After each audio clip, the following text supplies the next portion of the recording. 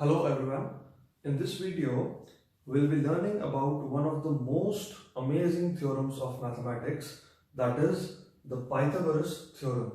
Pythagoras theorem एक ऐसा maths का इतना अमेजिंग थ्योरम है कि आप जहां तक भी मैथ्स पढ़ो ये हमेशा आपके काम आएगा। आप किसी भी लेवल पे मैथ्स अगर आप कर रहे हो तो this theorem will always help you in some way और the other.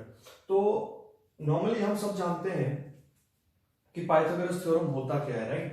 Pythagoras theorem normally क्या होता है कि अगर हमारे पास एक राइट एंगल ट्राइंगल है जिसका एक साइड ए है, ये बी है और ये सी है, तो हम कहते हैं कि according to the Pythagoras theorem A square plus B square is equal to C square. ये हम सब जानते हैं। आज हम ये देखेंगे कि इसे हम प्रूव कैसे कर सकते हैं। हम कैसे कह सकते हैं कि ये बात हर ट्राइंगल पे, हर राइट एंगल ट्राइंगल पे ये बात सही प्रूव होती है। ठीक है, चलिए हम क्या करेंगे, इस थ्योरम को प्रूव करने से पहले एक छोटा सा रिजल्ट आपको मैं दिखाना चाहूंगा। हम सभी जानते हैं कि a प्लस बी का होल स्क्वायर क्या होता है। a प्लस बी का होल स्क्वायर का मतलब है a plus B multiplied by a plus B, right? That is a square plus A B plus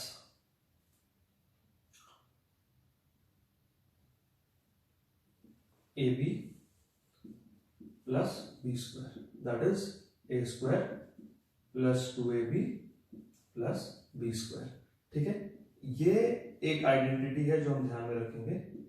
a plus B का whole square is a square plus 2ab plus B square.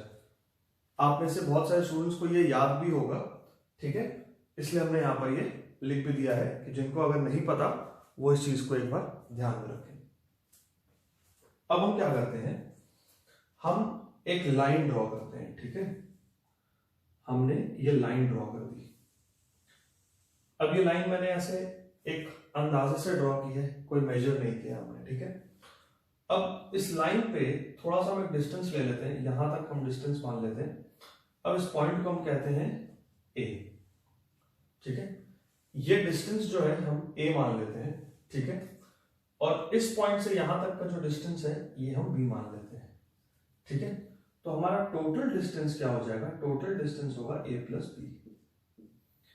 Total distance जो होगा that will be a plus B. ठीक है, हमने क्या किया, हमने एक लाइन बनाई, उस पर थोड़ा सा डिस्टेंस हमने a मान लिया और रिमेनिंग डिस्टेंस हमने b मान लिया।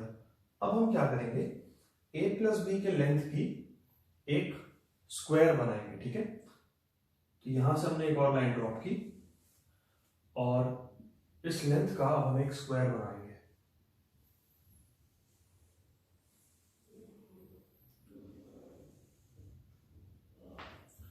ठीक है, अब हम क्या करेंगे, यहां पे सेम लेंथ के हम साइड्स ड्रॉ कर लेंगे। जैसे ये ए था और ये लेंथ बी थी, इतनी ही लेंथ बी हमने यहां पर ले ली और रिमेनिंग साइड ए आ गया। ठीक है, फिर से हम क्या करेंगे, ये डिस्टेंस हम a मान लेंगे और ये डिस्टेंस हम b मान लेंगे। ये इक्वल b है, ठीक है, और ये a है। यहां से यहां हम फिर से एक a अज्यूम कर लेंगे और ये डिस्टेंस हमारे पास होगा b। ठीक है, हमने क्या किया, a plus B side length का एक स्क्वायर बनाया। ठीक है, ये जो डिस्टेंस a था हमने यहां बनाया, ये जो डिस्टेंस b है हमने यहां बनाया। ठीक है, ये पूरा डिस्टेंस b है, ये a है, ये डिस्टेंस b है और ये डिस्टेंस a है। अब हम क्या करेंगे, हम इन पॉइंट्स को कनेक्ट करते हैं।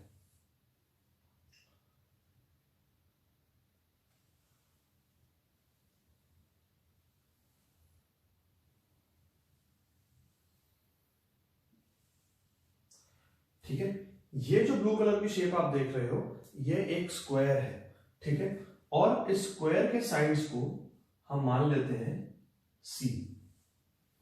ठीक है, स्क्वायर के साइड्स को हम मान लेते हैं c। अब एक चीज आप ध्यान से देखना कि ये जो बड़ा स्क्वायर है, ठीक है, ये वाला जो बड़ा स्क्वायर है ये 5 शेप्स से बना है, ठीक है।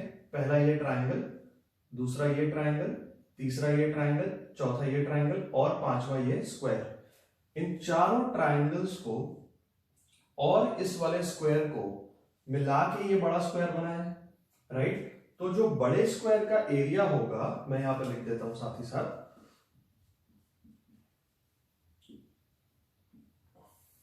Area of the big square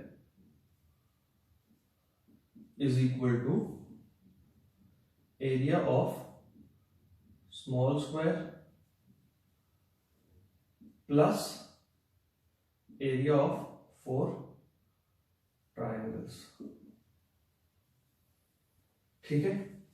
ये फर्स्ट ट्रायंगल, ये सेकेंड ट्रायंगल, ये थर्ड ट्रायंगल, ये फोर्थ ट्रायंगल और ये हमारा स्क्वायर, ठीक है। बड़े स्क्वायर का जो एरिया है वो इन चारों ट्रायंगल्स का एरिया प्लस इस स्क्वायर के एरिया के बराबर है, राइट, ओके। अब यहां पर आप देखो बड़े स्क्वायर का एरिया क्या है, area of the big square. बड़े स्क्वायर का एरिया क्या होगा, a plus B the whole square.